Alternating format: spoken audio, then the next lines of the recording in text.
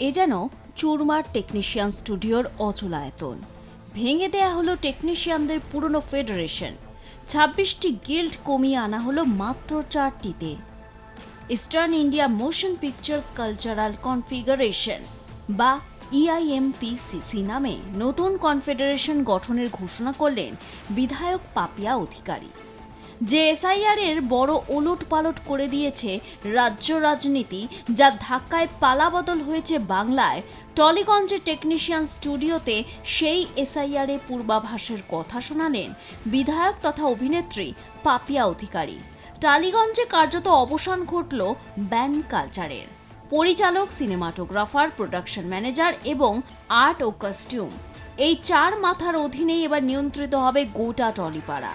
প্রতি বিভাগে থাকবেন 2 জন করে কোঅর্ডিনেটর। এবার কাজের অধিকার পেতে গেলে এসআইআর বা স্ক্রিনিং অথবা সিলেকশনে করা নিয়মের মুখোমুখি হতে হবে সবাইকে। আমাদের এই টেকনিশিয়ানসে প্রতি সপ্তাহে 3 দিন করে মানুষরা বসবেন, যারা কোঅর্ডিনেট করবেন তাদের কাছে বেলা 11টা থেকে 2টো অবধি আপনারা আসবেন। যদি তা না হয়, যদি আপনারা মনে করেন যে ওটা আপনাদের কাজের সময়, তাহলে 5টার পর থেকে 5টা থেকে 7টা এই 2টো টাইমে থাকবেন। আপনারা সবাই আপনাদের নাম এবং আপনাদের ক্রেডেনশিয়ালস সবাই আমাদের নথিভুক্ত করবেন। আর যারা কাজ করছেন, এখানে কিন্তু একটা এসআইআর হবে, যারা পয়সা দিয়ে এখানে ভর্তি হয়েছিলেন, পয়সা দিয়ে কাজ করেছেন, তাদেরকেও আমরা চিহ্নিত করব যে আপনারা যোগ্য, অনেক অযোগ্য মানুষ ঢুকে পড়েছিলেন। কারা ভোট ব্যাংক, কারা কি, এসব এখন আজকে আমাদের আলোচনা নয়। আমাদের আলোচনা হচ্ছে কিভাবে আমাদের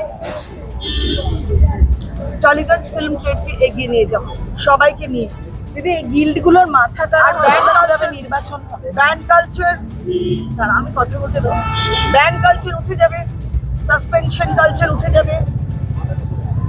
যে যে প্রডিউসারের যা যা লাগবে, আমাদের এই 3-4টি যেটা ক্যাটাগরি হলো, তারাই ঠিক করবেন যে কোন প্রোডাকশনে কি কি লাগবে, তারাই নিজেরা ঠিক করবেন।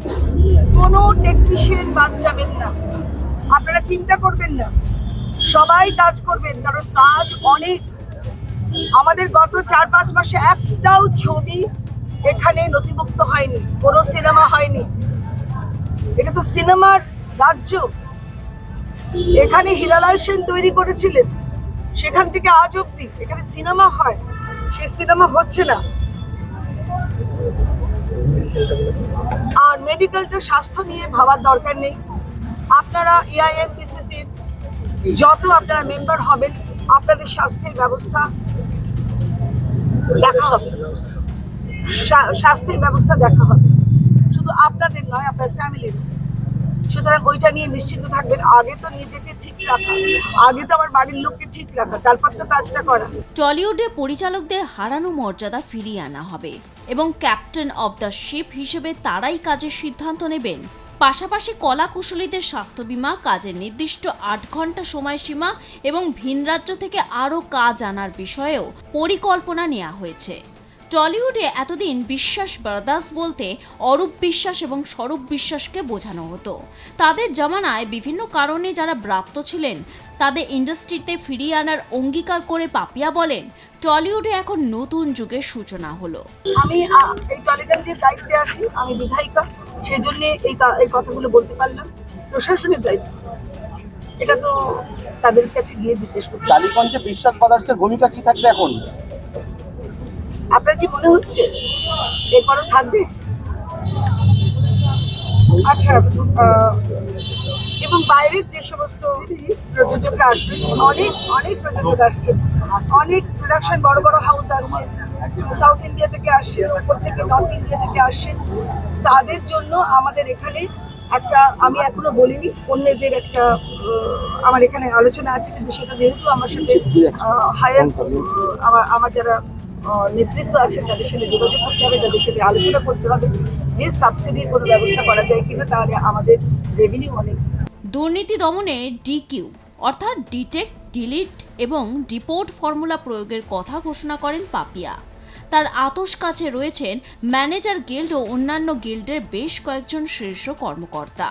যাদের বিরুদ্ধে দুর্নীতির অভিযোগ তুলে সাবধান বাণী শোনান পোড় খাওয়া এই অভিনেত্রী। এখনো পর্যন্ত ইন্ডাস্ট্রির আওতাভুক্ত নয় টলিপাড়া, তবে খুব তাড়াতাড়ি সেই লক্ষ্য পূরণে এগিয়ে চলেছেন বলে জানালেন পাপিয়া অধিকারী। পরিচালক থেকে ক্যামেরা পার্সন সবার কাজের জায়গা নিশ্চিত করার পাশাপাশি পুরাতন কর্মীদের ফেরার আবেদন জানান পাপিয়া। বিধায়কের একাধিক চ্যালেঞ্জিং সিদ্ধান্তে আশার আলো দেখছেন টলিপাড়ার কলা কুশলীরা। মানে সবার অনেক আশা রয়েছে, অনেক কি বলবো, এখন মনে হচ্ছে ভবিষ্যতে আলো একটা কিছু দেখতে পাচ্ছি। সো সবাইকে একসাথে ঝাঁপিয়ে পড়ে কাজ করে, যে যার নিজের মতো করে হেল্প করে জেগে উঠে এগিয়ে যেতে হবে। আর যদি আমি শুধু আমাদের ইন্ডাস্ট্রির কথাটা বলি, এখানে তো শুধু ইন্ডাস্ট্রি নিয়ে বললে চলবে না। আমাদের পুরো বেঙ্গলে যেরকম পরিস্থিতি, মানে কোনটা ছেড়ে কোনটা সরকার এখন ঠিক করবে, মানে এইটা তো একটা ব্যাপার। কিন্তু আমি যেহেতু আজকে আমরা এই যে টেকনিশিয়ান স্টুডিওতে এসেছি, এখানে এইটার সূত্রে কথা হচ্ছে বলে আমি বলবো যে হ্যাঁ, আমাদের ইন্ডাস্ট্রিতে যেই ভুল যা পরিস্থিতি ছিল, যেরকম যা হচ্ছিল, সিন্ডিকেটটা ছিল, আশা করি সেটা এখন ভেঙে যাবে। কিন্তু ওভারনাইট তো কিছুই হয় না, সব কিছু একটা টাইম কনজিউমিং, একটা সময় দিতে লাগবে। এতগুলো বছরের কন্ডিশনিং, এতগুলো বছরের যেই কী বলবো নিয়মটা, একটা মন গড়া অদ্ভুত নিয়ম যেগুলো তৈরি করেছে, সেগুলোকে এখন ভাঙতে বা লোককে আবার সেই কী বলবো সেই হ্যাবিটটাকে ভেঙে আবার নতুন করে একটা হ্যাবিটে আসতে একটু টাইম লাগবে। সব কিছুই সময় সাপেক্ষ ব্যাপার। সো আমাদের সেই সময়টা দিতে হবে। আর হ্যাঁ, ট্রুলি জাগতে হবে, নিজেরটা শুধু ভাবলে হবে না, এটা সবারটা একসাথে ভাবতে হবে। হ্যাঁ, সম্মানটা তো সব থেকে বেশি। আমরা তো কি বলবো, আমরা তো যখন কাজ করছি, হ্যাঁ একটা টাকা ঘর চালাতে হবে, খেতে হবে, পরিবারকে চালাতে হবে, সেটা তো রয়েছেই। কিন্তু অ্যাট দ্য সেম টাইম আমরা সবাই কিন্তু শিল্প। আমি একজন অভিনেত্রী মানে আমি একজন শিল্পী তা না, একজন টেকনিশিয়ানও কিন্তু শিল্পী, একজন হেয়ার ড্রেসার সেও কিন্তু শিল্পী, একজন মেকআপ আর্টিস্ট শিল্পী, একজন লাইটের যে কাজ করছেন সেও কিন্তু শিল্পী। কারণ তাকে লাইটটা বুঝতে হবে। Everything is a form of, মানে একটা আর্ট ফর্ম।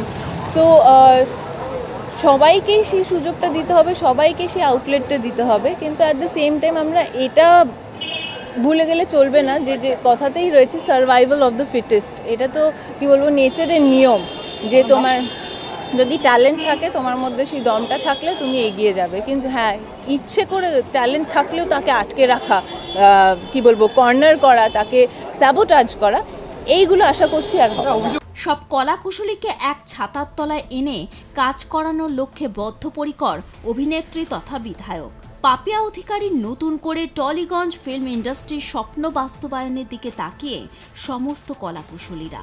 ব্যুরো রিপোর্ট, আর প্লাস নিউজ।